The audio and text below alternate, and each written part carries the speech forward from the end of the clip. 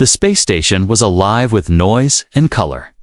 Vendors shouted in a dozen languages, each trying to sell rare goods from across the galaxy. Bright lights flickered above narrow paths, and the air smelled of metal, smoke, and alien spices. In the middle of all this, a young alien girl walked slowly, her steps tired and unsteady. Her name was Lyra. Her skin had a faint shimmer, like moonlight on water, and her large eyes reflected every light around her. She had been on the station for 2 days, searching for work, but so far she had found nothing. Her stomach felt empty, and her throat was dry. She had no credits left, and every stall she passed reminded her of how hungry and thirsty she was. She turned a corner and entered the human section of the market. It was quieter here, with fewer people shouting. She noticed the smell first warm, deep, and unlike anything she had known. It was rich and earthy, yet sweet at the same time. The scent pulled her forward before she even realized she was moving. At a small stall, a human man sat behind a counter, sipping from a steaming cup. He looked up and noticed her staring. His clothes were simple, but his eyes were sharp and curious. He gave her a small smile. "Would you like some?" he asked, holding up a spare cup. Lyra hesitated. She knew little about human food. Some of it was harmless. Some could make her sick for days, but the smell was too strong, too inviting. Her throat burned with thirst. "What is it?" she asked, her voice soft. "Coffee," he replied. "It's from Earth, hot, strong, and it wakes you up." She didn't understand the last part, but the steam rising from the cup made her heart beat faster. Against her better judgment, she stepped closer. He poured the dark liquid into a smaller cup and held it out to her. "It's safe," he said gently. "I promise." Her fingers brushed against his as she took the cup.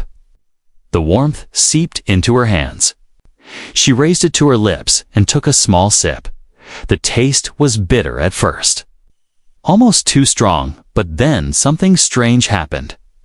A wave of heat spread through her body, starting from her mouth and rushing down her spine.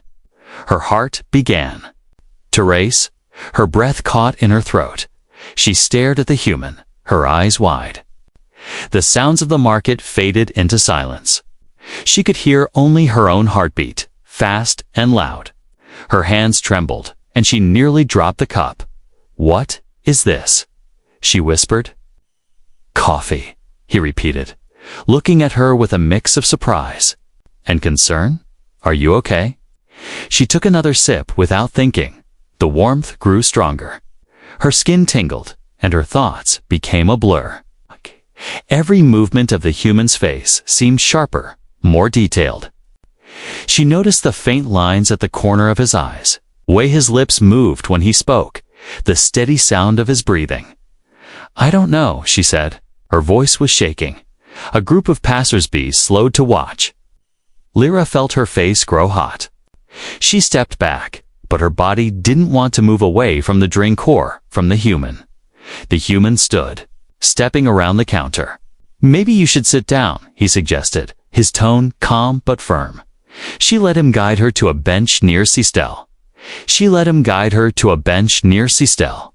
Near Sistel made her need it laid see, and leaves a wretch, long-lasting seed, long-lasting color.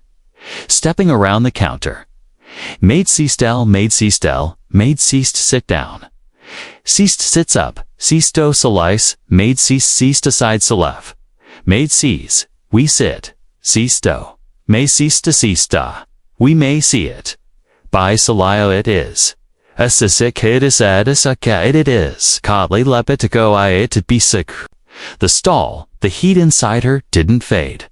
In fact, it grew, curling in her chest and spreading to every part of her. Her thoughts were confused. Was this drink dangerous? Was it some kind of human trick? Or was it something else?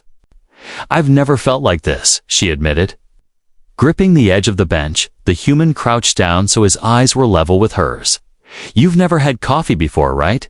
She shook her head. Then, it's probably the caffeine. For humans, it makes us feel more awake.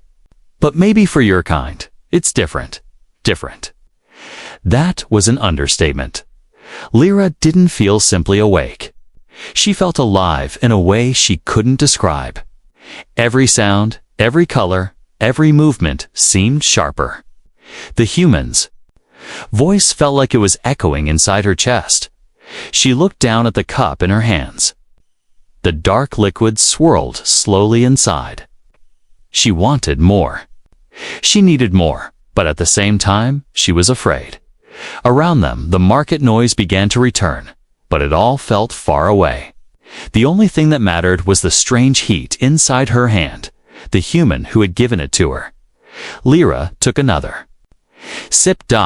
And that was when she knew. This was no ordinary drink. Lyra sat on the bench, her fingers still wrapped tightly around the warm cup. The liquid inside was almost gone, yet its effect on her only grew stronger. Her skin shimmered faintly. Under the station lights, the glow shifting and pulsing like the rhythm of her racing heartbeat. The human watched her carefully.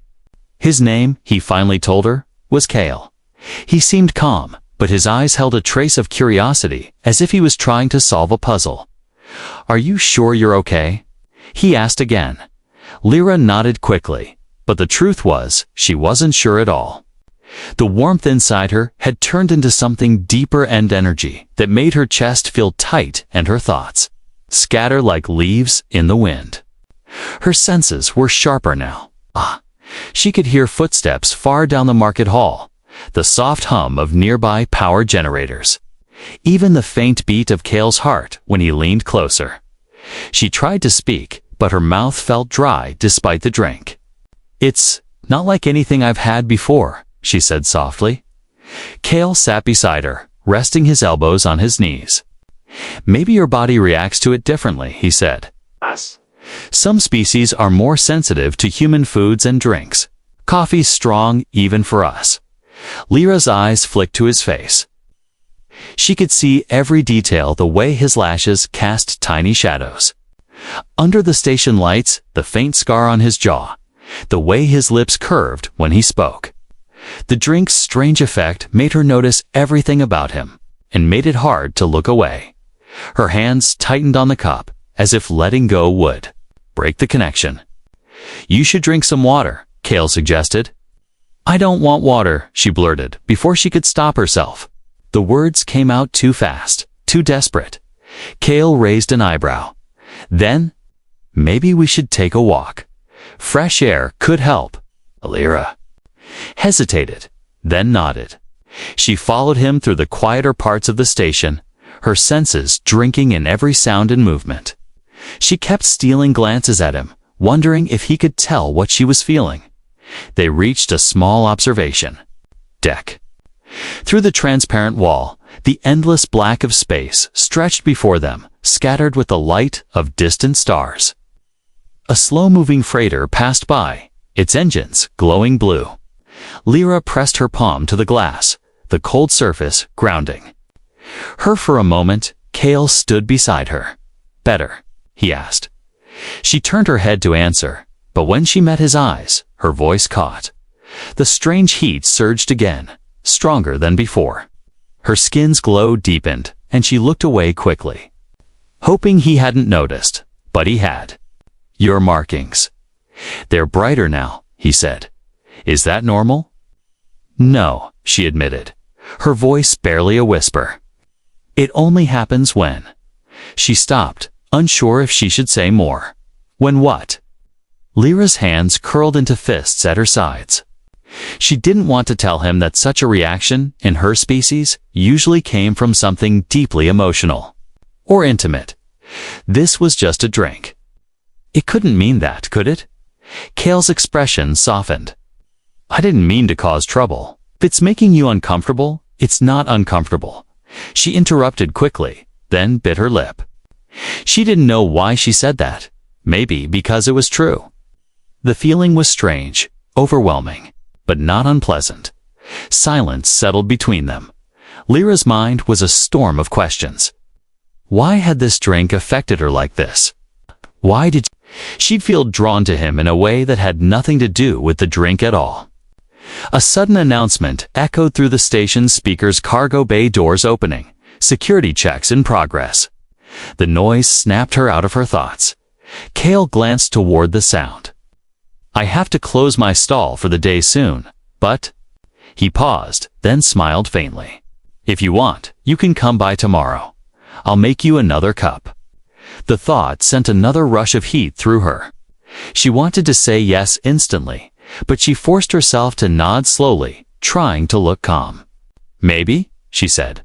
As they walked back toward the market, Lyra realized her steps matched his without thinking.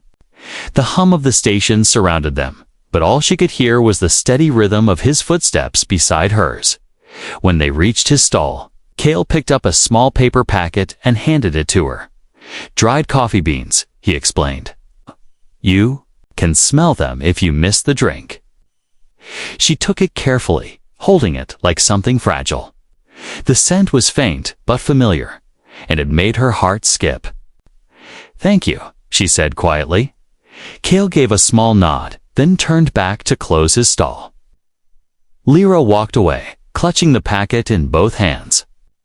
The warmth in her body hadn't faded, not even a little dot, as she turned down the station corridor.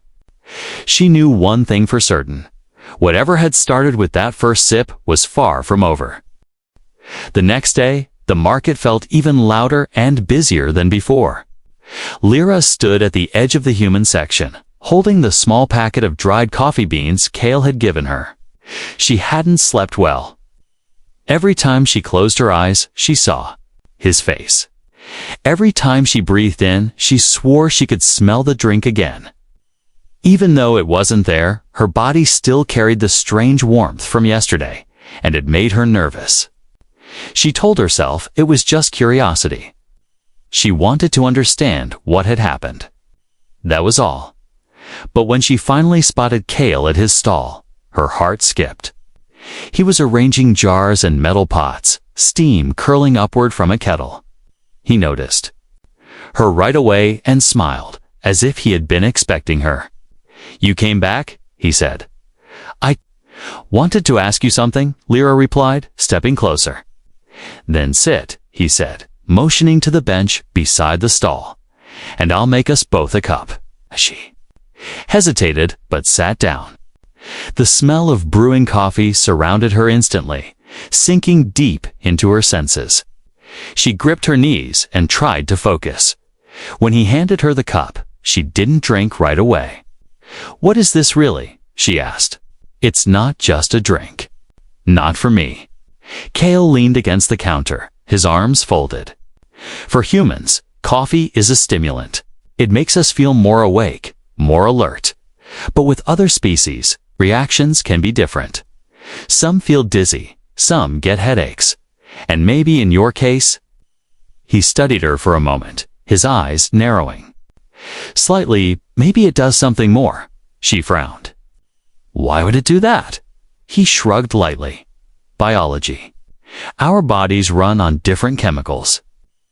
Yours might have something that reacts to caffeine in ways we can't predict. Lyra lowered her gaze to the cup. Yesterday. It felt like more than that. My skin was glowing. Cale finished for her. I noticed her head shot up. You did? Hard to miss, he said with a small smile.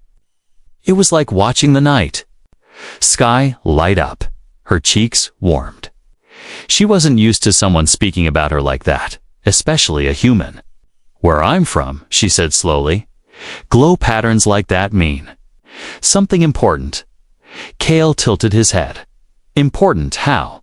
She hesitated. Among her people, such a reaction was rare and deeply personal. It wasn't something they spoke about lightly, but Cale's steady gaze made it hard to hold the words back. It usually means our body recognizes someone. A bond, not always romantic, but close. Cale didn't speak for a long moment. Then he said quietly, and you think the drink did that? I don't know, she admitted. I've never felt this way before. Not with anyone. Kale's brow furrowed slightly. Then maybe it's not just the drink. His words made her pulse quicken. She didn't know what to say, so she sipped from the cup instead. The warmth rushed through her again, stronger than yesterday. Her vision sharpened, and she could hear the faint hiss of the kettle behind him. The glow returned to her skin, and she quickly pulled her sleeves down to hide it. But Kale saw. He set his own cup down and leaned a little closer. "You're glowing again," he murmured. Her breath caught. She had no way to hide it now. "I think I need to understand this," Kale said. "If coffee is doing this to you, we should know why." "Maybe it's just chemistry. Or maybe," he paused, searching for the right words. "Maybe it's something older." "Older," she repeated. "There are old records," he said, lowering his voice. "Stories about your people and mine meeting long before this. Station was built long before the war. What if your body remembers something your mind doesn't?" The idea made her shiver. She had always thought of humans as strangers, outsiders. But if there was truth in what he said, then maybe her reaction wasn't random at all. "Would you help me find out?" he asked. Lyra stared at him. Part of her wanted to run, to escape this confusing mix of heat, fear, and curiosity. But another part, the stronger part, wanted to know. "Yes," she said finally. Kale smiled, slow and sure.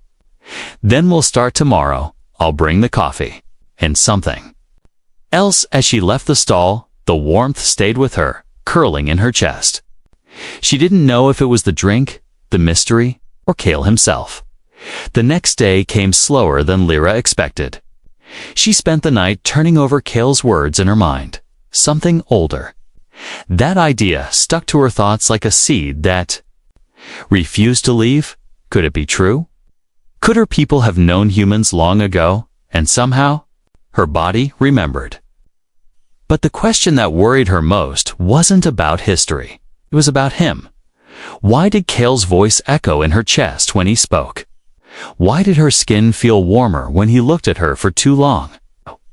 When she finally walked back to the human section of the market, she found him already waiting.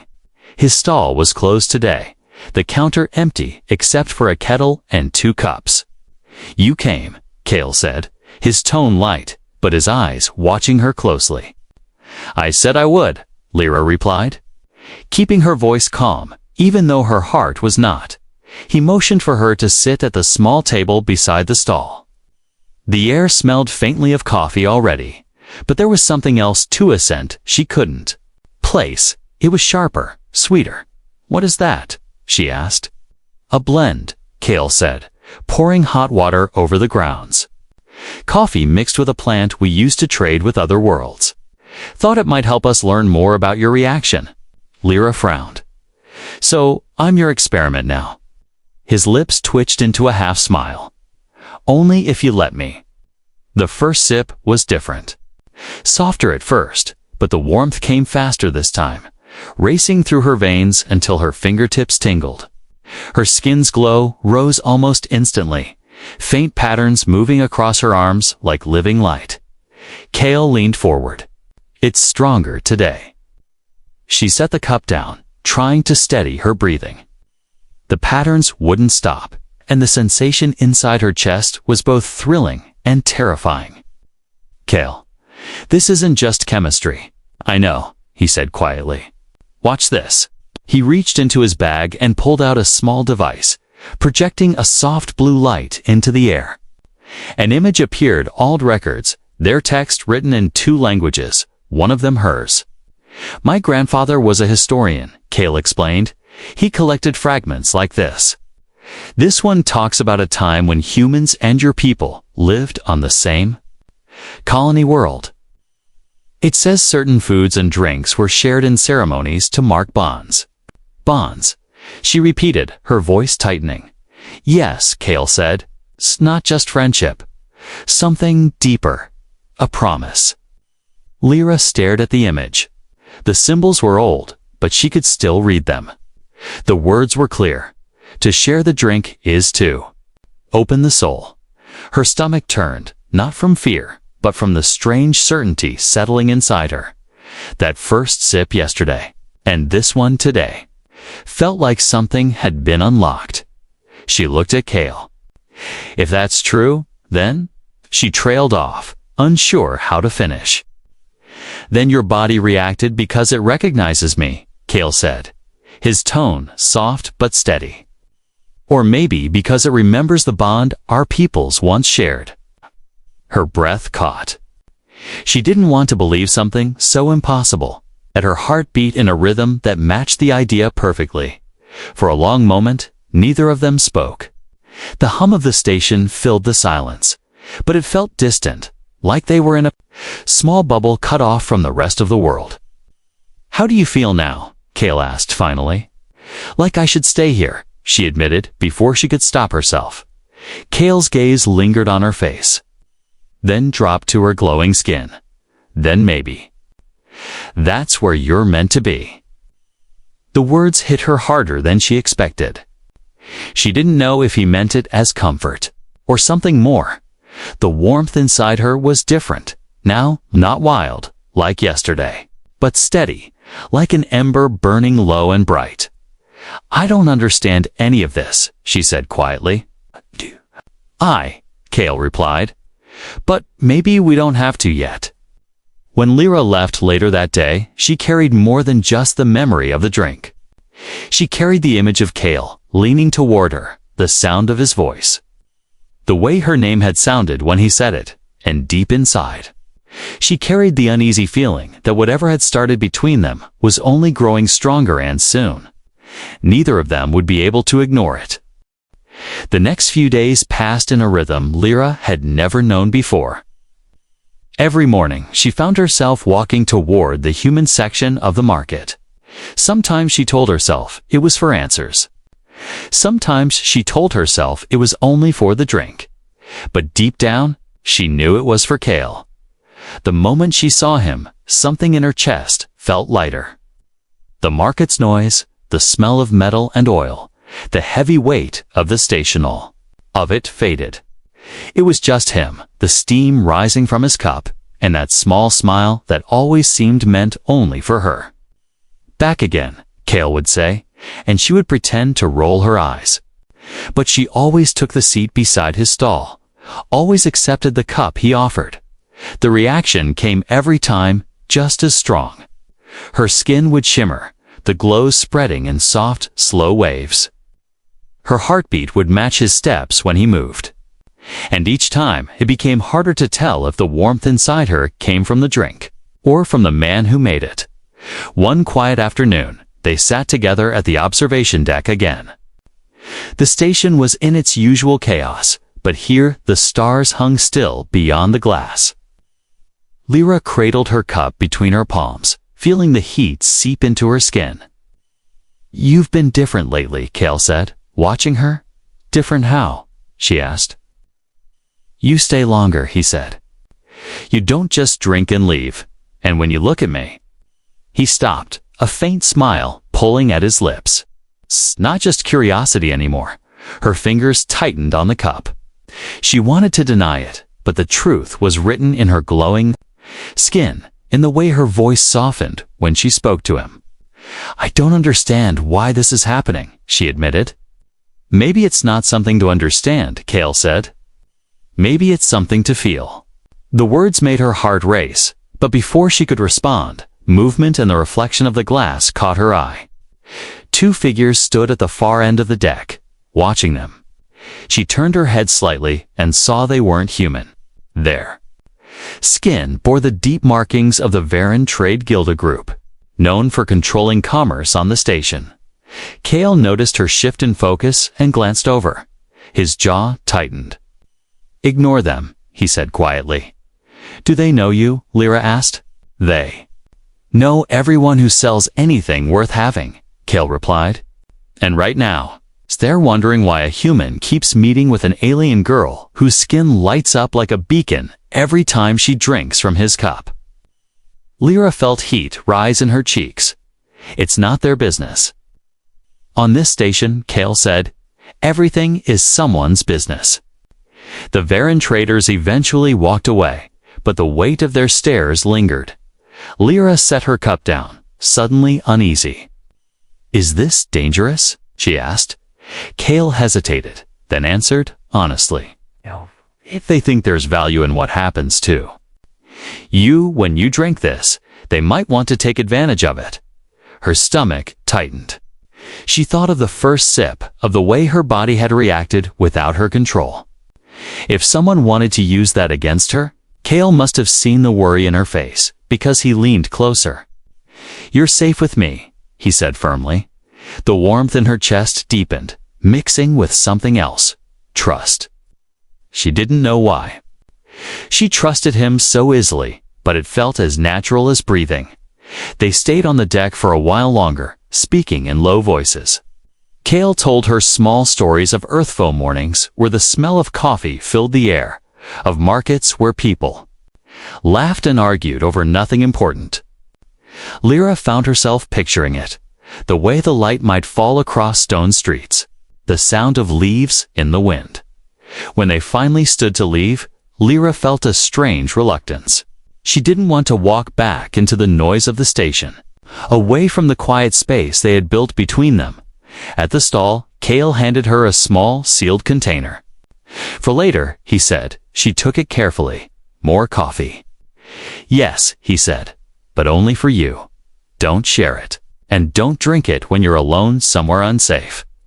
Her brows drew together. Why? Because now, Kale said, someone else might be watching. As Lyra walked away, the container warm in her hands, she couldn't shake the feeling that something had shifted. The bond between them was stronger than ever. But now, others knew it existed, and that made it dangerous. 2 days passed before Lyra returned to the market. She had spent those days walking the outer decks of the station, avoiding crowded areas and keeping the small container of coffee hidden in her quarters. She didn't know why, but she felt exposed, as if eyes were following her everywhere. When she finally saw Kale again, he was leaning on his stall counter, arms crossed, scanning the crowd. His expression softened when their eyes met. You disappeared, he said quietly as she approached. I needed time, Lyra replied. Those Varan traders, have they come back? Not to me, Kale said, but I've heard they've been asking about you. The words sent a chill through her. What did you tell them? Nothing that matters, he said, but you should know. They're not just merchants. The guild has a hand in information trade too. If they think you have something rare, they'll try to own it. Lyra's hands tightened into fists. They can't own me. Kale's gaze softened. No, but they can make your life on this station difficult, unless you have someone willing to stand between you and them. She realized what he was implying. You'd do that? Already am, Kale said simply. The warmth that spread through her at those words had nothing to do with coffee. She looked down at the counter, trying to steady herself. But you shouldn't risk trouble for me. Some risks, Kale said, are worth taking. Before she could reply, he reached under the counter and pulled out a small black pouch. Here, he said. This is stronger than what you've had before. Lyra hesitated. Stronger how? It's a blend I don't sell to anyone, Kale said. I've been saving it. My grandfather called it memory brew. She frowned. Memory? He nodded. It's made from coffee beans and a plant called silverus. It was used in old ceremonies shared between two people to trigger deep recall. Sometimes, even ancestral memory. The moment he said it, Lyra felt her chest tighten. You think it will tell us why I react like this? I think, Kale said, it might tell you more than you expect. She studied his face, the steady way he held her gaze. Then she reached out and took the pouch. When? Now, if you want, he said. Minutes later, they were at the observation deck again. Kale poured the dark liquid into 2 cups, the steam curling upward in slow, deliberate swirls. The scent was richer than anything she had smelled before, deeper, with a faint sweetness that clung to the air. Lyra took the first sip. The effect was immediate. Heat burst through her veins, brighter than ever, but this time it carried something. Else a rush of images, sounds, and sensations that weren't hers. She saw a sunlit field under a sky she didn't recognize. She smelled warm earth and rain.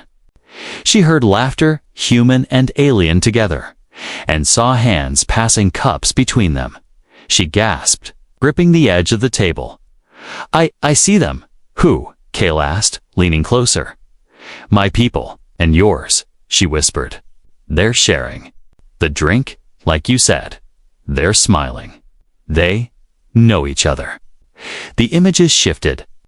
She saw two figures standing apart from the crowd, one human, one of her kind. They touched hands, and her heart caught because it felt like she was the one touching him. "It's the bond," she said, her voice trembling. "It's real.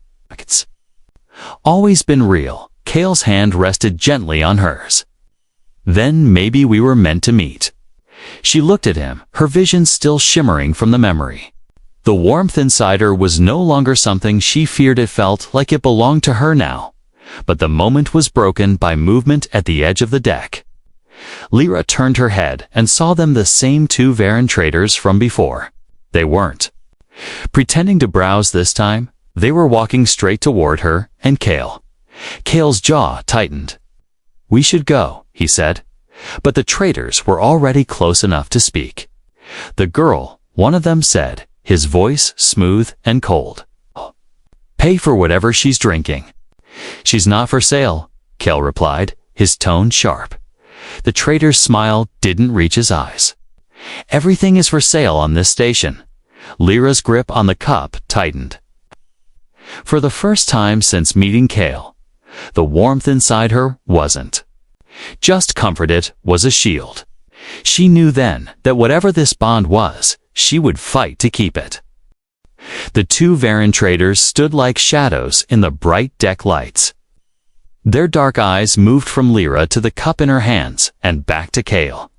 Every other sound in the observation deck seemed to fade, leaving only the steady hum of the stations, systems, and the low, cold voices of the traders. "Name your price," one of them said, his gaze fixed on Lyra's glowing skin. Cale stepped forward just enough to block part of their view. "I already told you. She's not for sale." The other traders' lips curled into something that might have been a smile.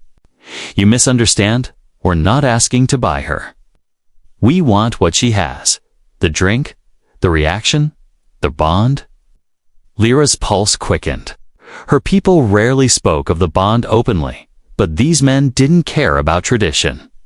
To them, it was just something rare to be traded, used, or sold.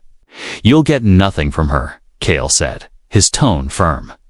The first trader tilted his head. "You think you can protect her forever, human? This station has many doors. Some open for credits, some for pressure." Lyra felt the warmth in her chest shift into something sharper. She stood, her hands steady despite the rush of heat. "You don't understand," she said to them. "This isn't something you can take. It's not in the cup. It's not in the beans. It's in me."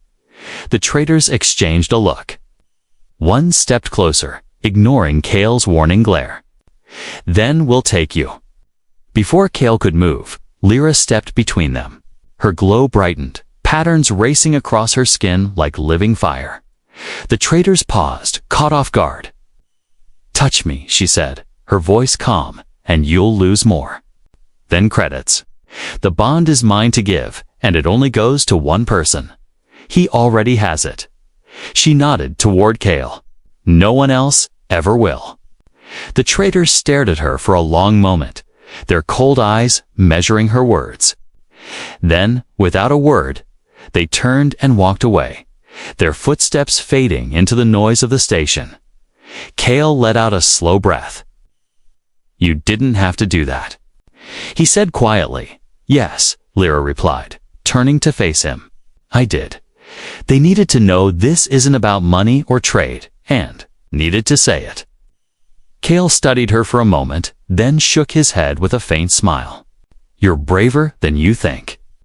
She looked down at the cup in her hands. The coffee was cold now, but the warmth inside her hadn't faded. It was different from that first sip. It wasn't wild or frightening anymore. It was steady, deep, and anchored in something stronger than taste. "I think I understand now," she said softly. "Understand what?" Cale asked. "That it was never just the drink," she replied. "The coffee woke something in me, but it was you who kept it alive." Cale didn't speak right away. His eyes searched hers, as if trying to read the truth behind her words. Finally, he said, "Then I'm glad you came to my stall that day." She smiled faintly. "So am I." The two of them stood by the glass, watching a distant ship drift past the station. For a while, they didn't speak. There was no need. The quiet between them felt full, not empty. When it was time to leave, Cale handed her a small metal tin. "For when I'm not around," he said. She took it, her fingers brushing his. "And if I run out?" "Then you'll have to find me," he replied with a grin as Lyra walked back through the market. The tin secure in her hands. She realized something important. Whatever the guild or anyone else wanted, they could never touch. What had grown between her and Cale? It wasn't in the drink, the beans, or the old stories. It was in the choice they had both made to trust, to stay and to hold on, and no one could take that away.